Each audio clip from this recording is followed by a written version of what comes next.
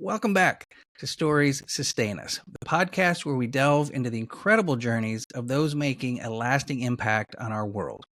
I'm your host, Stephen Schauer, and today we have a truly powerful story to share with you. My guest is Roy Hudgens, an interior designer, a passionate tennis player, and a survivor of the HIV/AIDS epidemic. Living with HIV for 39 years, Roy has navigated a journey filled with challenges, resilience, and ultimately, hope. During the height of the AIDS pandemic, the stigma and discrimination were overwhelming, compounded by the lack of medical knowledge and treatment options. But through it all, Roy found strength in the support of the HIV/AIDS community and compassionate healthcare professionals who provided the care and understanding he needed. In this episode, we'll explore the holistic impact of living with HIV/AIDS on mental, physical, emotional, and spiritual well-being. Roy shares how daily mindfulness practices, physical fitness, and a deep appreciation for the present moment have been essential in maintaining his health and happiness. We'll also discuss the advancements in medication that have significantly improved the quality of life for those living with HIV/AIDS, while recognizing there's still a critical need for awareness, support, and advocacy to ensure access to affordable treatments worldwide. Now, I've known Roy for close to 20 years. I'm truly grateful for his willingness to come on the show and share such a deeply personal journey with us. When I asked him to do the show, he said yes before I could even finish the question. That's just the kind of guy he is. His openness, vulnerability, and courage is really powerful to witness, so you're going to want to check it out in this episode. Now, in case you're wondering, what does this have to do with sustainability? Let me tell you. In a word, everything. But just to expand on that just a little bit more, there are 17 global sustainable development goals agreed on by the nations of the world through the United Nations. Goal number 3 is to ensure healthy lives and promote well-being for all at all ages. Going a bit deeper into that goal, there's a target to end by 2030 the epidemics of AIDS, tuberculosis, malaria, and neglected tropical diseases, and combat hepatitis, waterborne diseases, and other communicable diseases. Roy's story ties on a very personal level to the global sustainability goal of ending the HIV/AIDS pandemic by 2030. His story is one of resilience, joy, and advocacy, a reminder that embracing life's simple pleasures can lead to profound well-being. So sit back and join us as we dive into Roy Hudgens' incredible journey on this episode of Stories Sustain Us, where we are inspiring action through the power of storytelling. All right. Well, Roy, welcome to Stories Sustain Us. How you doing, my friend? Good to see you. I'm good, thank you. Thank you for having me. Yeah. Well, just did the introduction, so everybody's starting to get to know you, but thank you for kind of joining me on I don't know, kind of what I'm seeing as a special episode kind of things. I'm talking to you about your personal life experience with what I think is a very important topic, and it's not necessarily, talking to a researcher or a scientist or someone who's working in a field.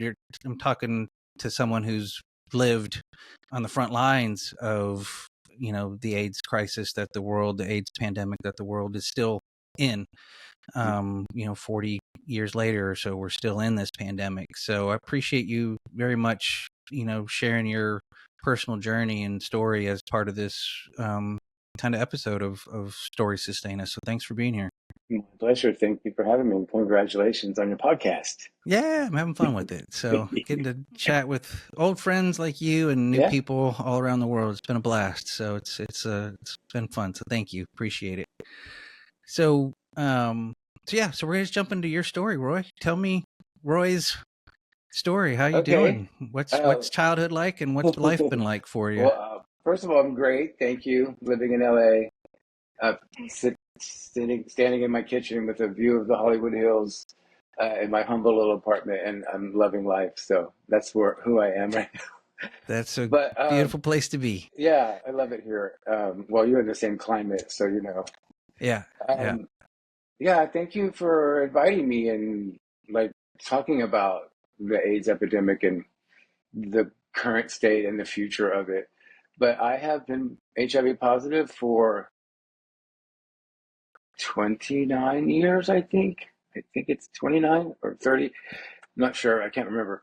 Um, but yeah, so I'm a military brat.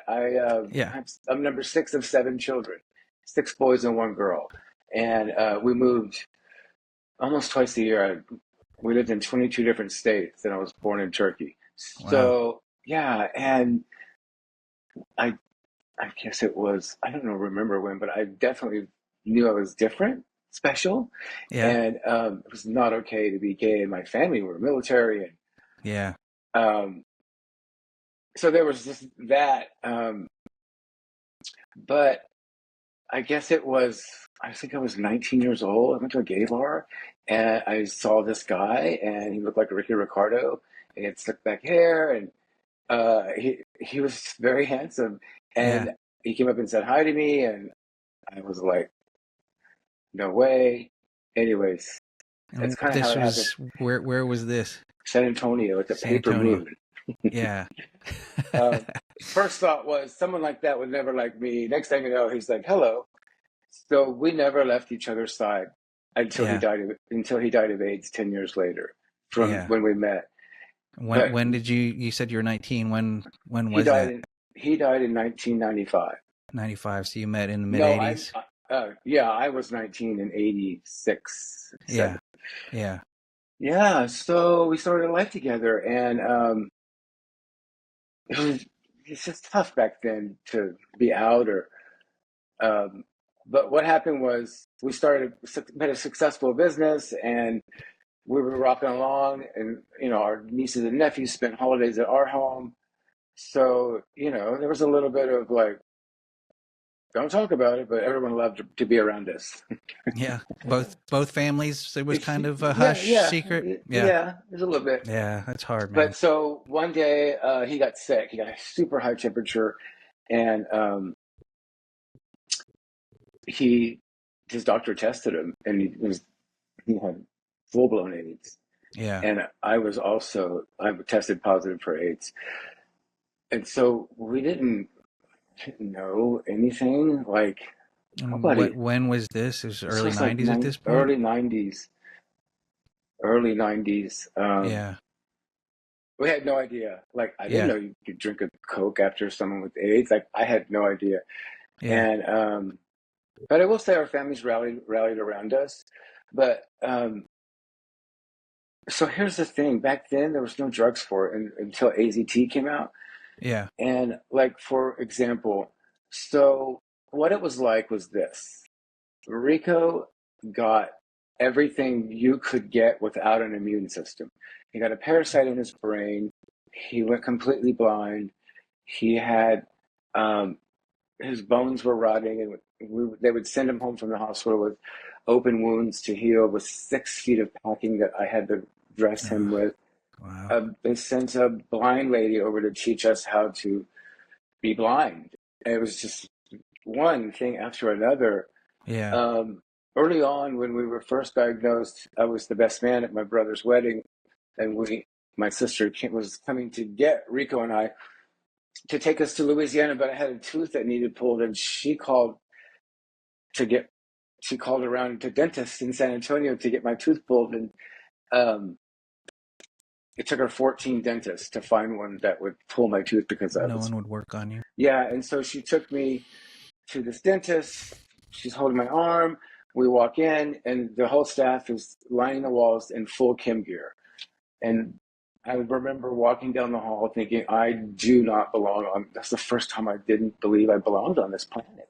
And Yeah. so that was one of like so many things that trying to be trying to accept that he's dying and I most likely will, and be as kind and loving and supportive at the same time, not being recognized as a human being was traumatic, No with doubt. stuff that I'm still working on, Yeah. but Yeah. doing good. Took a while. Yeah. Um, One time he was in the hospital with that surgery that he had, and I was in there waiting for him to wake up from the surgery, and this mean ass woman, can we cuss on this? Yeah, of course. Anyways, We're so say whatever you want. this nurse came in, and If you're hearing the she story, I might say some curse words. well, she was like, I mean, those horror stories that you hear, she's like, "You're not immediate family. Get the fuck out of here." She threw me out of the room. Stuff like that, and it was just constant. Yeah. Um, Rico's family was very Catholic, and so he wanted to be Catholic and still be gay and go to heaven because he knew he was Yeah. dying. Yeah. So we took him to this big, giant church. Have the TV thing. I don't want to say it. I'll Yeah. say it. It was Cornerstone. Okay. We took him there. That is We a went big there. kind of mega church It is, in and he San wanted to be Antonio for saved. those who don't know, right? Yeah, and so you have to pay them a check to be dunked in the pool and saved. And so I wrote the check. They took him to dunk him, and the assistant to Pastor Hagee came out and said, "What you boys are doing is a thorn in God's eye. You're going to hell." Like, and I Hagee was directly told you no, that? his His minion, assistant? his Yeah. little deacon. Yeah, and I remember sitting in. I was looking in the locker room, and I was like, it felt like I was walking down the hall as a dentist. Like, what? I just wrote you a check. Like, Yeah. are you gonna keep my money? For, But I never told Rico that. I didn't. compassion and, yeah. Yeah. Yeah, So, that's and yeah. there's so many stories I'm like sorry, that. Roy. Well, there's more to later on now, currently in my life. Like, those things were gifts, and it took me a long time and a lot of trauma to get to where I'm at with that. But Yeah. it's just food for my ego for me to be like a victim. So Sure. there's I a whole other appreciate. story Yeah. into that. But at the time, I Yeah. felt like I didn't belong here. I wasn't allowed. Yeah. And so you kept your head down and just tried to We stay were invisible. ostracized. I mean, you Yeah. to say the least. I mean, Yeah. yeah, so that feeling of not belonging, that was intentional. I mean, that was the Right.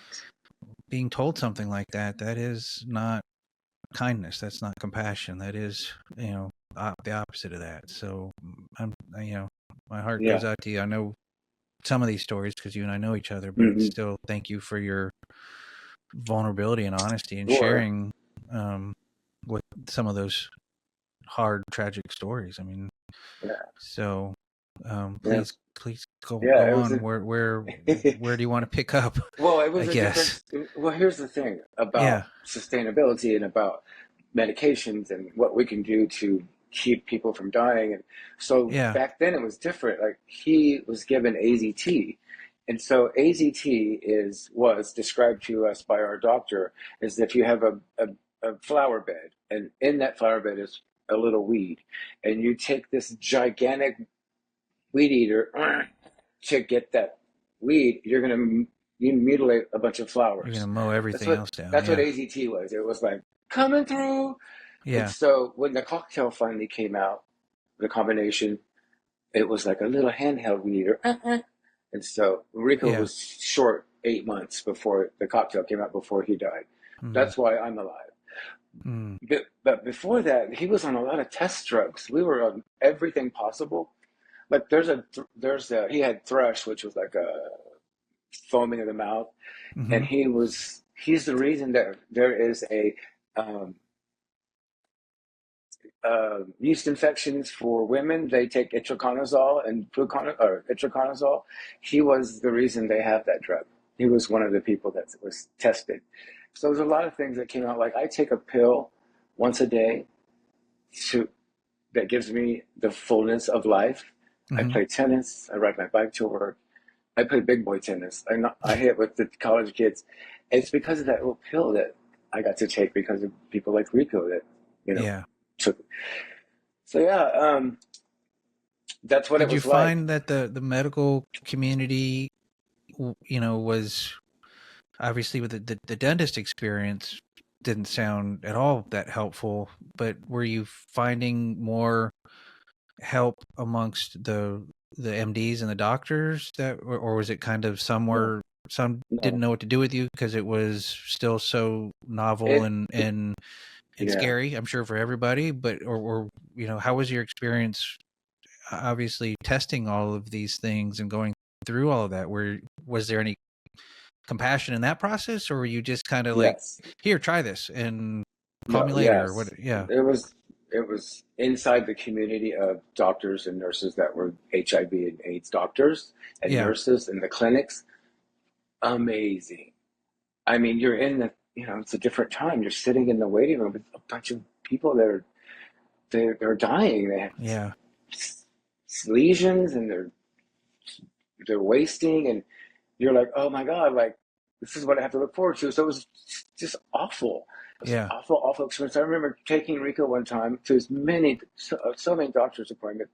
And Yeah. one time I was taking him down to the car and he just started bawling. And I like, what's wrong? And he's like, I don't want to go to the waiting room. It's just so awful. Yeah. So, but yes, the nurses and doctors were amazing. They That's were good. like touching you. They would touch you and love you, and they weren't Yeah. afraid of getting AIDS by being next to you. So a huge compassion and love from the AIDS Foundation, the clinics, the regular hospitals. If it wasn't an AIDS ward, they Yeah. were awful. Well, they were scared. They were scared. Just Sure. like the Sure. dentist office, they were scared. Right. They did say yes, and he pulled my tooth. Yeah. There's plastic on the walls, but he pulled that fucker.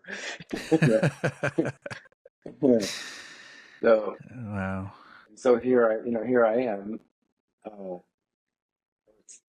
19-ish when I was infected, Yeah. and I'm 58, and so, well, 58 and a half. So, Yeah. yeah. Um,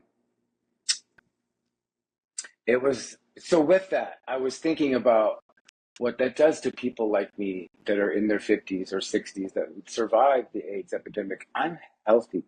I somehow got into tennis right about 1999, and I just ran Yeah. for 20 years, 25 years. Yeah. And so I'm fit.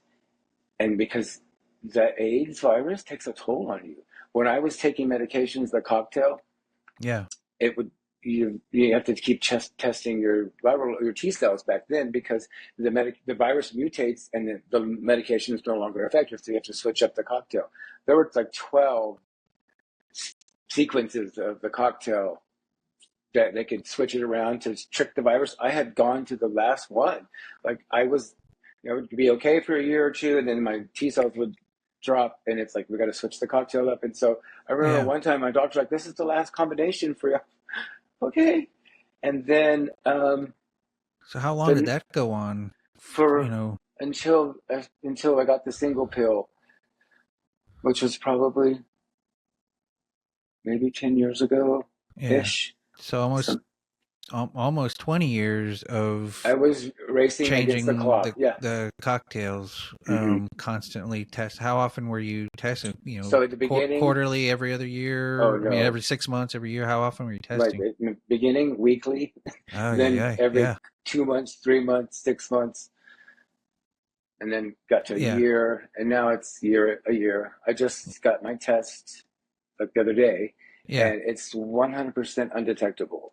Like it's not there. It's yeah. there, but it's not there. Sure, sure. So, but back then we couldn't eat raw eggs. You couldn't eat, like I couldn't have Caesar dressing, because Why? Because because you can't afford to get sick when you have no immune system or a weak immune system. oh wow, Like tuberculosis is like the number one killer of people living with AIDS because their immune system is so I wouldn't low. have never thought about raw eggs or Caesar dressing or other things Yeah, that could attack your immune system, your yeah. weakened body. Wow. I remember I was with my friends. We were in Austin at this concert, and this guy I didn't date like at all. I was so traumatized by the whole thing. I went After on a couple Rico's of dates. passing. Yeah, Yeah, yeah, it was tough. yeah, But I went on a date with this guy, and I went over. We were going to hang out, and I was going to stay in Austin. I had my current drug. We had to have refrigerated. I was like, tell my friend, I'm like, how do I fucking tell this guy, hey, I got to put my AIDS medicine in your fridge. Um, yeah, that's what it's like. yeah, yeah. Yeah. Thank you again for kind of pulling back the curtain and sharing some of the, like, again, the recognizing some of the privilege of my life of not knowing what that's like. Yeah. and again, not thinking for a minute like, oh, you can't have eggs. Yeah. That never. Yeah. Sunburns So also. Sunburns will fuck you up if your immune system's. I didn't know yeah, that until I knew yeah, it. yeah. Touch me. Yeah. So, So did you have scares along the way during that yeah, period? I did. I Your own remember personal kind of moments of illness. yeah. Yeah, so you're sober. Yes. I'm sober. In Yes. 1999, I got sober. Rico died in 1995. And Yeah. I went to the doctor, and she's like, "Well, you have the same strands of the virus in you, so you're gonna go blind, get a parasite in your brain, and you'll be probably dead in a year." I was like, "Oh, okay." So I just went and got high Yeah. um, until 1999, Yeah. and I was alive. I got sober, at the same place I think you did at Club 12. Yeah, that is Um, where I got sober. That's actually where I think I met you the first time, yeah. a few years into my sobriety journey. So I got sober. I had 5 T cells. I was very sick. I ended up in the hospital, and I had PCP pneumonia, which is one of the it's called the ARC, age related complications, Yeah. and you get like the lesions or pneumonia or brain stuff, parasite in your brain, like anything. Anyone Yeah. can get them without an immune system, and so I was in the ARC, which is usually see ya, Yeah. and again they're like, "You have a year to live." But I was in the isolation ward at University Hospital, Hmm. and I was masked, or no, I was in the isolation ward, and then all of a sudden I hear all this noise. It was Joe McFadden and like 10 people from the club. They came in like, "We're gonna have a meeting in your room," and they all were wearing masks because I was the one that was just Yeah. You were needing the one at protection. risk, right? And Right. Joe was like, "What the fuck?" He took a mask and put it on me, and they all took off their masks. It's so great, but Joe. Yeah. So, but yeah, I had a couple of times where I was sick. Before I got sober in 1999, I remember getting a scratch and it not healing, fingernails not growing, kind of feeling like I was just rotting. And Yeah. then when I got sober and went to the doctor, I had like 5 T cells, so I was dying, You were. but I Yeah. was sane. Jeez Louise. Yeah. Wow. Yeah. Thank So thank you also for your vulnerability of telling that part of your story. I think I shared a few episodes ago that I'm in recovery, and it's a freaking miracle. And you know, I'm grateful for every moment of it, and wouldn't have met beautiful people like you otherwise as well. So yeah. So you eventually get through the 18, 20 years of having to do the cocktail, and and 2010, then 2014, somewhere in there, you get to the single yeah, dose. I Tell me think what's that like? Truvada came out for us that were infected, that were Yeah. positive, with a cocktail, and now it's the one that you take if you're not infected to keep you from getting AIDS. It's so crazy. And Yeah. now I take Biktarvy, and so it's one pill. But see, it's not just the Biktarvy. It's like it's mental, it's physical, it's emotional, it's spiritual. Yeah. Like I know people same length of time. I know people that didn't make it, but I know people with the same length of time living with HIV and AIDS that look sickly and old because one, it eats at your muscles, and like you have to try.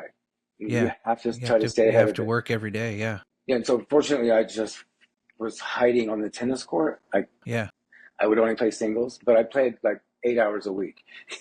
Yeah. So I was isolating on the tennis court, which helped me physically. Yeah. So I'm fit and healthy because I did a lot of fitness stuff. Just, you know, Yeah. but there's a lot of people that aren't, and I'm grateful that I stayed ahead of the disease, because once you get weak, it's gonna it affects you.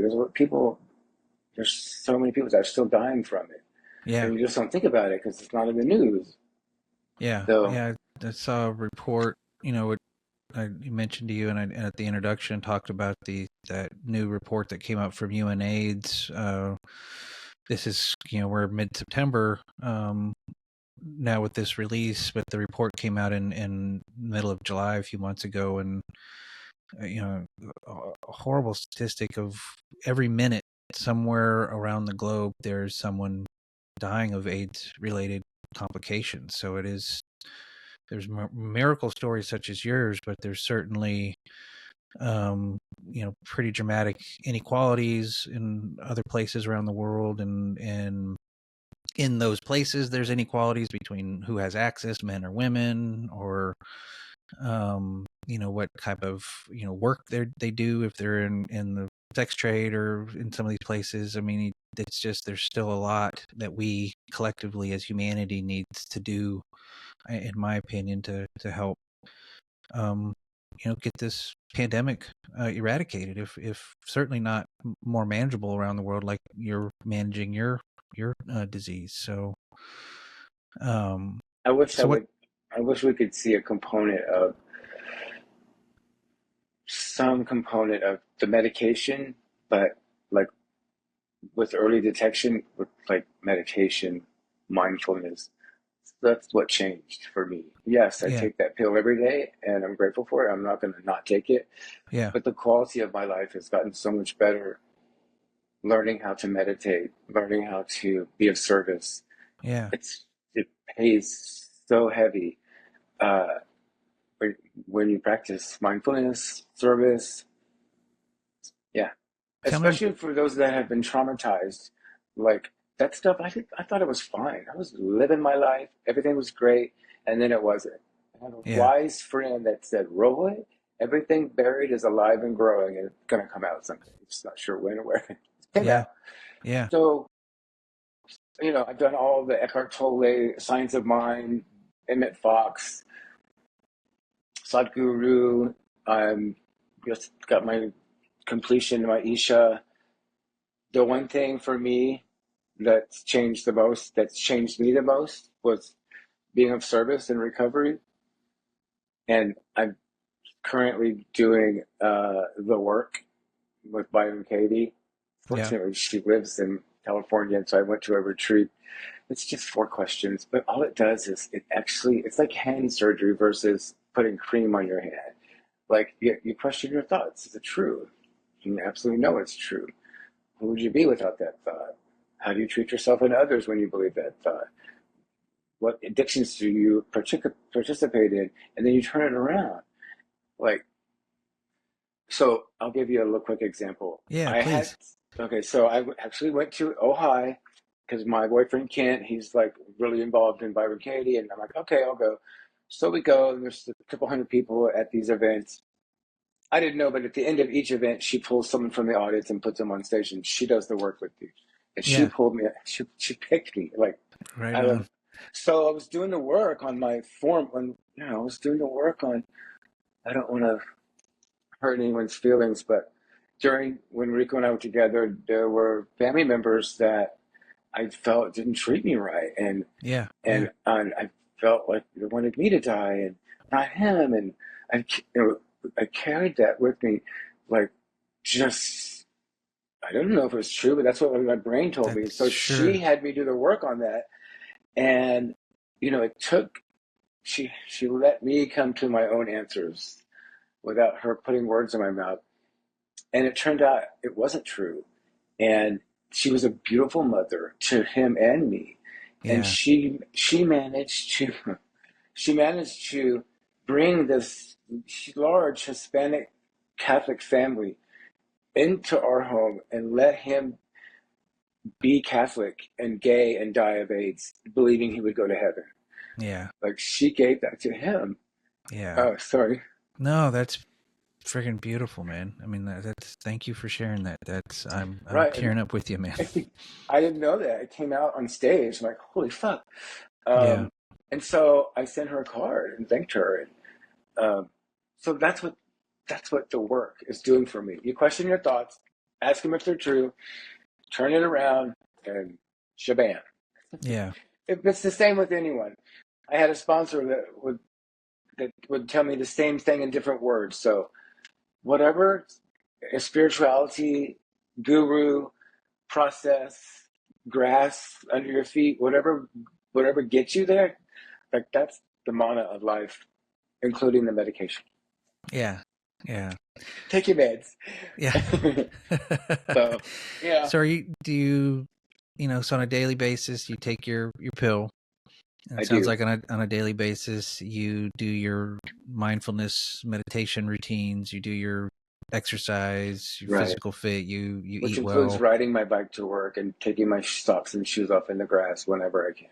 Yeah, Yeah. feeling the earth Hmm. underneath you. Yeah, that's important. I like doing that too when I can. I don't do that as often as you. Certainly not as often as I would I like. But never did it just feels before. good when you do it, right? You just like Yeah. connected. You feel connected to something bigger than yourself when you're touching the earth. At least for Mhm. me, I do a lot of hiking here in the Pacific Northwest, and I am literally a tree hugger. When I'm in the middle of It's the woods, I crazy. will. There's these giant, amazing, beautiful trees. I will just go put my hands on it, and sometimes I'll hug it, but I'll just touch it. I'll just hold it, just Yeah. feel it. And there's like, it's just you're just connected to something that you're connected to the earth. You're connected Yeah. to life, a life force. I think it's beautiful. So yeah, I appreciate that. Yeah. So you do all these things every day to kind of maintain your physical, mental, emotional, and spiritual Right. well-being. That's kind of what I'm hearing you say. It's a daily deal. You don't get vacations from taking care of yourself because just like our sobriety, we don't get to take vacation from that because Right. that mental illness is still there and ready to Yeah. flare back up. You have to take all these other kind of daily steps to maintain your physical health as well Hmm. because of the virus that's in your body. Is that kind of what I'm hearing Yeah. correctly? Hmm. Yeah. Which taken in a whole is leaving you as a pretty healthy 58-year-old man. Very. Yeah. Yeah. I didn't get the Rona for 2 years and made fun of all my friends. And then I got it. I couldn't even see. I was so sick. But yeah, so I'm pretty Yeah. healthy. I got the Rona though. Yeah. So things like that, though, common colds, If the you're coronavirus, flu, are you still at a heightened risk, or because so your T cells are doing so well and the medication has it as barely acknowledgeable, you're able to maintain your health through those types of illnesses? Like I got the coronavirus as well, a year and a half ago, and it knocked me out for a week. I mean, I was down and out for a week.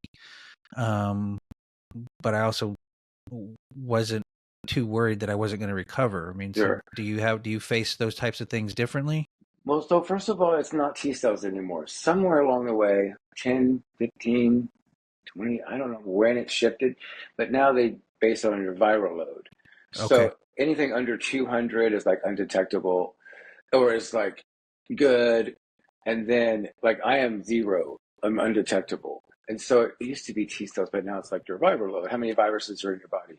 And so like someone who's like full blown AIDS has hundreds of thousands of viral load. Okay. So I don't know if I know the answer to that because I'm always cautious. I think I'm okay because I'm undetectable, but my doctor says, well, it's there, but it's not there. So basically, they can't get a reading on it, and I'm not a doctor, but they Right. can't see it. They can't get a reading on it, so it's undetectable. So I don't know if I get some crazy illness that I'm not going to recover. I think I'm normal, Yeah. but yeah. So I mean, I've gotten colds and stuff, so I don't know the answer to that. Okay. Uh, yeah. Right on. Well, so where do we go from here, Roy? I mean, what's life like for you now in Los Angeles? From what I know of it, it sounds like you're living a pretty amazing life. So, I mean, is that what's happening? Yeah, yes, was working on, Yeah. recovery and the crazies, but yes, so I spent a lot of my life, one in shame, but also like waiting Yeah. for it to happen. Wait, I have this cute apartment. It's studio. It's like adorable, and I have a great view. I ride my bike to work. But I had for a while there, I was seeing myself in a house with Kent and a yard and dogs, and I was like living in that house, and I was not being happy where I'm at. And Yeah. so I decided, I did some work on it, and I was like, wait, why not just start living where I'm at and see how that goes? And so I've just been started doing puzzles, and like I'm hanging some pots and pans over the stove like I live here, like I'm gonna live here forever. It helps me stay present. And so, when you do that, maybe my house is around the corner. So, but I do love it here. I'm an interior designer. I actually have a huge penthouse project in Texas I've been working on for 2 years, so I go back there like often. And then I design custom saunas for celebrities, and sell hot tubs here. So yeah, I have a good life. I have a great Yeah. schedule. Um, yeah, I get to meet customers and give service, and I'm I skip when I walk. Sometimes it's like bananas. So there's something about LA. When I got here, it was like a living treatment center. They have 30-foot hedges. Like everything in Texas is the succulents are fake. They're real here because it's like tropical, Yeah. subtropical. So like even the crappy areas of town have amazing landscaping because it's like an island. Yeah. So that helps. Like you said when you were hiking, like there's so many beautiful plants and trees that everywhere you walk. Yeah, I feel like I'm on vacation. Yeah. Yeah. So That's kind of how I feel living here and walking the neighborhood. It's a very walkable well, neighborhood, and it's just full of beautiful flowers that bloom all year round, most part, except for winter, but it's still just yeah, beautiful. Yeah. yeah. Yeah. Love it. So yeah, I'm in love also. Nice. Yeah, That is a good didn't thing. didn't. Oh my God. Um, Never was I ever gonna risk opening my heart up. Uh, Yeah. it just shut down on its own. A concrete wall over it. I was like, I didn't even Yeah. try.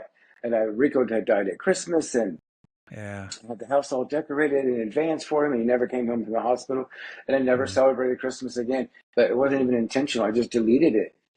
And so I put my first Christmas tree up 28 years last year. Yeah. I remember you sent me Uh, the pictures of it. I was so happy for you. I was like, that's just it's so amazing. exciting. Yeah. Yeah, Yeah. yeah. Right on. So, Well, and I'm happy for you that you're, dipping your toe back into the relationship pool, and that's yeah, important, right? I mean, yeah.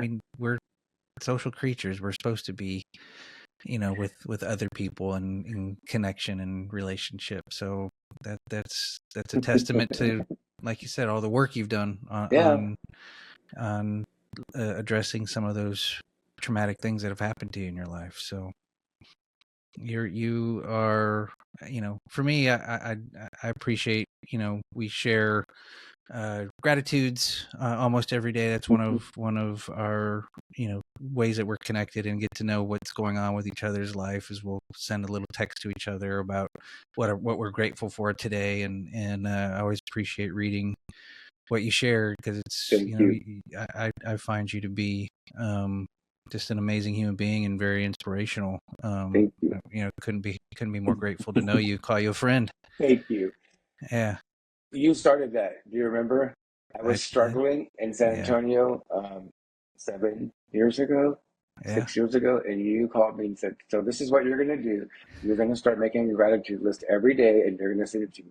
Oh, and you're going to meet me for lunch at the Pearl on Tuesday." I was like, Yeah. "Yes, sir." And so we've been doing it almost every day. Yeah, yeah, it helps me out. I'm glad it Yeah. helps you out, but it helps me out too. So gratitude's a superpower, man.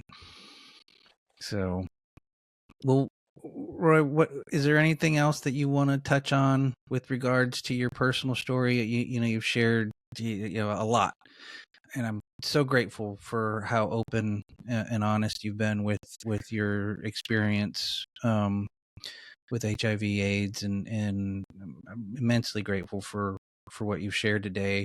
Is there anything else that's kind of, we'll call it a burning desire for those who are familiar with what that term is? No, just to any chance anyone can have the opportunity to love someone just the way they are. Like, um, like the bottom is the top of if you're if you're at your worst and you're feeling like crap and ungrateful, like you have to have that to get to the top. So I don't know. I'm really big on just embracing the underdog. So Yeah. love the nerds. I'm gonna marry one. Can't wait to meet him.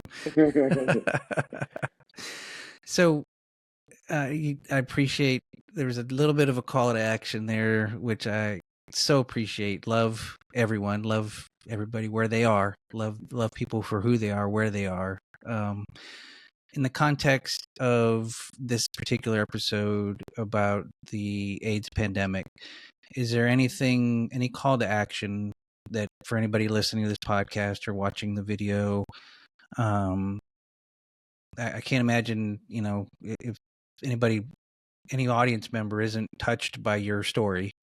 So hopefully they're fired up and inspired to do something to help. What would you ask people to do beyond, which is incredibly powerful, love people where they are? I mean, that is an amazing call to action, but is there anything else that you would ask audience members to do after listening to this? So they shut off the podcast and they go do this. What would that be? So I don't know how it works, but I do know when the new drugs came out, when I first started working, they were like $20,000 a month if you didn't have insurance. And then they were like $200 a pill.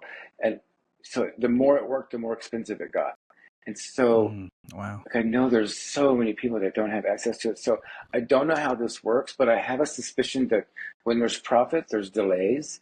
When things are when drug companies are making money to for us to be sick, Yeah. like I don't know how that works, but I know that like the right legislation can take care of that. So I don't know how it works other than getting involved in um like whatever it takes to push it along without having these delays in research and distribution based on what companies bottom line is. So there's a Yeah. lot of money. There's a lot of money in the AIDS epidemic, and so, but I don't know how it works. So So tell your Congress member, tell your senator that federal support resources yeah, for AIDS legislation is something that is important to you. That's a call to action people can do yes, is to take a stand, let their elected officials know that this is an important issue that needs financial resources so that everyone can get affordable access yes, to drugs that will keep them alive, right? I mean, this right. is right. And there's more. Like, I'm a very proud American, a military family. Like I am very proud American, but we're one chunk of the globe. So like we have to help everyone. There's so many people that are not going to get the drugs. So we're doing. We have so much resources. We should be sharing. That's what I'm saying. We should be Yeah. sharing. Yeah. I agree Like I would completely. split my pill in half and send it to Africa if I had to, or Right wherever. on. Well, we shouldn't have to ask people like you to do that. We should Yeah. we are a resource wealthy nation, Yeah. and to the credit frankly of George W. Bush, right? I mean, he did, a couple decades ago when he was in office, lead an effort to do a pretty significant Right. Right. Yeah. package of support, specifically to Africa. So, I mean, it can be done. There's Yeah. evidence, even by those amongst the conservative leaders of our nation, can see the need for kindness and compassion to help other nations. So there's a track record there of it getting done. So we need to keep pushing our legislators and elected officials to keep doing it and do more because there's more to Yeah. be done. Yeah. It should always be on the docket. Yeah, In yeah, the queue. yeah, yeah. And that's the crux of that UNAIDS report is that if we're going to get to eradicating AIDS globally by 2030, the elected leaders of the world, the governments of the world, need to step up their promises. Not they need to follow through with their promises. Promises were made to work towards eradicating the disease by 2030, but it's we're not quite halfway there, and the promises are not being kept. So pushing our elected leaders around the world to uphold what they said they would do, and to put the resources and effort into eradicating this disease once and for all. Beautiful. So, all right, man. Well, I end every episode. Is there anything else you want to add before I get to the last questions? Is there any other calls to action? There are a few questions. Yes, a few more. Anything else you wanna any other call to actions or anything else you'd like to mention before I hit you with the last questions? No, thank you. That's okay. So each episode I end with asking 3 questions of the guest around the topic of hope. So hope isn't a strategy, right? But without hope, it's hard to get into action to go do the things you need to do. So hope is kind of a foundational prerequisite of doing something, of getting into action. And on these episodes on Stories Sustain Us, and this one in particular, we're talking about a really hard subject. And thank you again so much for your honesty and vulnerability. So AIDS is hard, right? I mean, it's a difficult subject to talk about. So I want to end on a hopeful note. There's been a lot of hope and a lot of promise just in your story already, but I want to push you a little bit more to find out what you're hopeful about. So I'm going to ask you 3 questions, kind of just off the cuff, off top of your head, or what's in your heart. Don't think too long about the answer. Just give the answer. So, and I'm defining hope kind of the way folks who study it define it. And hope is defined as you can have a vision for the future and you feel like you have some agency to help that vision come true. Might not be easy. You might not get there, but you have a vision and you feel you can do something to help it happen. So 3 questions, Roy. First question is, what is your vision for a better future? It could be for you personally or professionally or for the world. What's your vision for a better future? Living in the moment, nurturing the grass. Tell me why. Because I've had success in every area of my life that I've practiced the principles of our program. And it doesn't sustain me. What sustains me is being barefoot in the grass. I drove around San Antonio with 4 jobs, making piles of money, thinking someday I'm going to pull over, take my shoes and socks up, and I never did. I ate in my car, and now in LA, I don't pass grass without stopping and taking my shoes and socks up. So it makes me a better person. So last question then. So imagine we're living in a future where everybody's following that advice, and we're all taking a moment to enjoy a moment of barefooted contact with the grass, with the earth. How does it make you feel? How does that future make you feel? Hopeful, but yes, hopeful. There's a park near my house, and every evening it's unleashed. Dogs are off leash, running into the hills and living their best life. And I sit there with my trainer barefoot and watch all this. And then we do a little body weight workout. And then when they leave, when the sun sets, they take all their dogs. You can feel the ground smiling. I mean, smiling from the doggy love. And that's my higher power. That's what I feel. That's what I see when we're all sitting in the park barefoot. So hope, yeah. Awesome. Beautiful. Well, Roy, thank you, my friend. Thank you so much. You're welcome. I look forward to catching up with you again soon. But thank you so much for being on the show and sharing your story. I'm incredibly grateful to know you as a friend, and I'm incredibly grateful that you were willing to share your very personal story on this program. So thank you, Roy. You're welcome. I love you, and I'll send you my gratitude list tomorrow.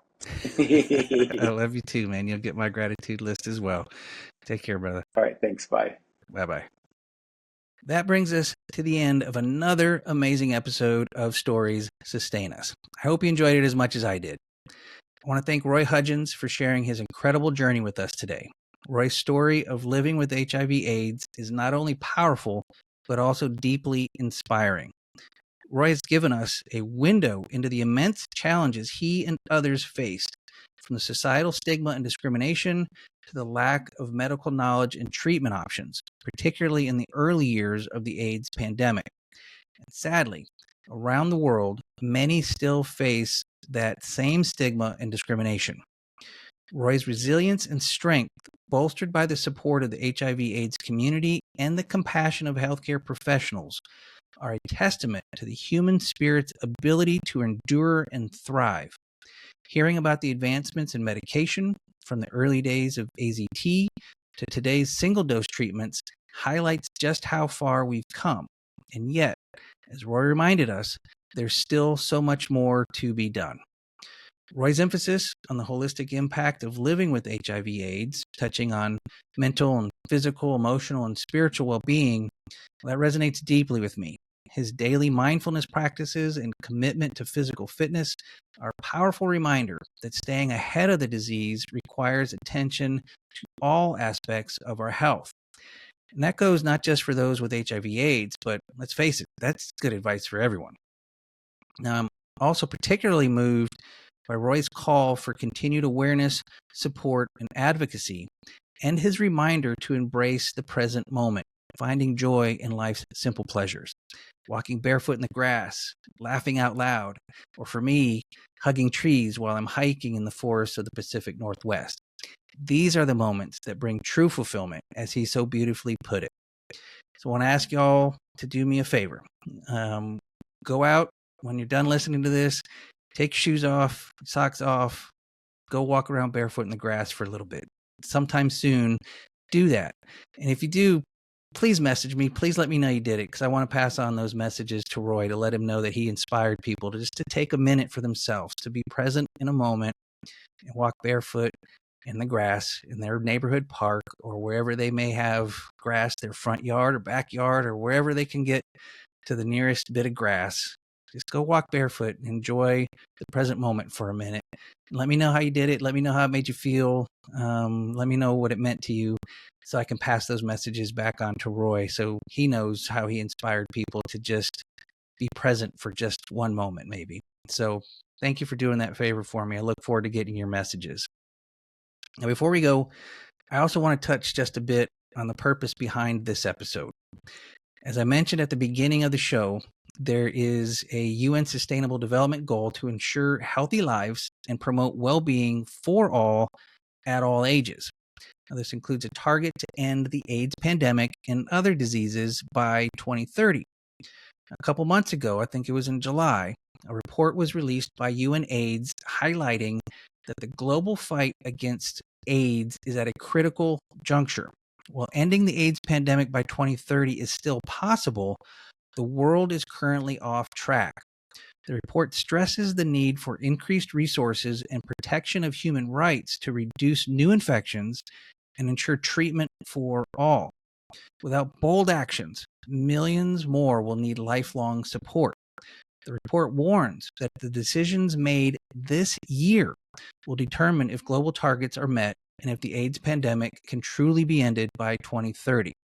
So now is the time to contact your federal elected officials and ask them to continue supporting national and global HIV/AIDS efforts. I'll put links in the show notes for the UN Sustainable Development Goals, UNAIDS, and for the website for HIV/AIDS strategy in the United States. Please check out the information and offer your support where you can. Please join me one more time, if you would, in thanking Roy Hudgens for his courage, his advocacy, and his unwavering love for life. He not only shared his personal story, but also left us with a call to action to fight for affordable access to medication and resources for those living with HIV/AIDS around the world. I'm grateful for Roy's time and his insights, and for reminding us of the power of love and acceptance for all individuals. Now, if you were inspired by this episode, please share it with your friends and family and subscribe, rate, and review Stories Sustain Us on your favorite podcast platform. Now, I got to ask you that at the end of every episode. It's kind of what podcasters do. So I do appreciate your support. Your engagement really does matter. Now, on the next episode of Stories Sustain Us next week, my guest will share stories about how public transportation plays a crucial role in shaping cities and connecting communities. She makes it clear that understanding the historical context of transportation infrastructure can provide insights into the development of cities, and that public transportation is essential for creating a more equitable and sustainable future for all. You're going to want to check it out on September 24, wherever you listen to podcasts, and at storiessustainus.com. It's a great conversation, so please don't miss it. Till next time, I'm Stephen Schauer. Please take care of yourself and each other. Take care.